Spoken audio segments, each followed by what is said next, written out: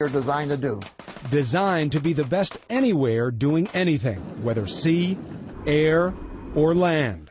That's what SEAL stands for. A superhero has nothing on these guys.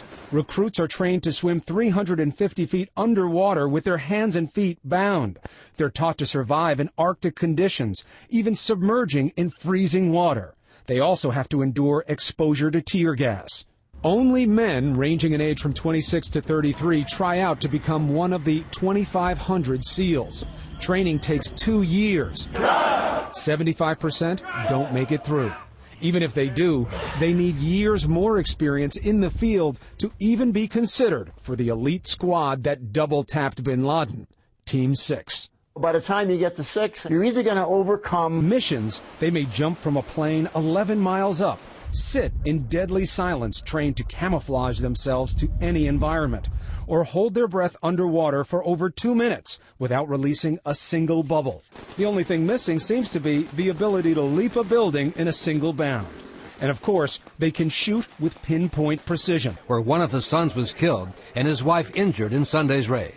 His wife was the youngest of his 5 wives, 29-year-old Amal Ahmed Abdul Fattah, identified by U.S. authorities as the woman pictured in this Yemeni passport that a Pakistani TV station said was found in the compound after the raid. Bin Laden married Amal Ahmed at the age of 15. She was a gift to him from a Yemeni family.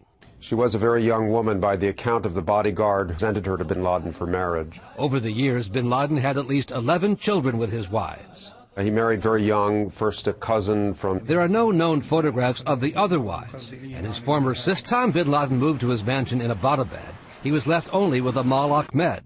He had divorced one of his wives to marry her, and 3 others had moved to Syria. That the mission didn't quite go down as initially described. As the 25-man assault team landed in stealth-configured helicopters and spread throughout the darkened compound, gunfire quickly erupted and was sustained through the 40-minute operation, even as the SEALs climbed the stairs to the 3rd floor. But when they came face-to-face with bin Laden, we learned for the first time today that the resistance that the White House had said bin Laden put up did not include a weapon. Officials said today the resistance came from bin Laden's wife. First, they said she had been used as a human shield. Today, they say she made a threatening move. She was not armed either, but was shot in the leg.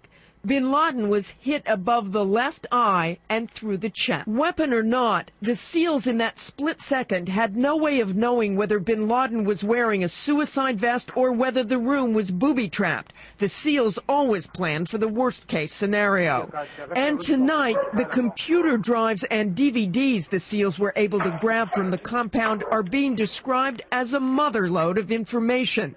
The material was flown to Washington, where copies were sent to the CIA and FBI. A copy was also left in Afghanistan. Analysts are combing through all of it, although it is all, of course, in Arabic, so it could take time.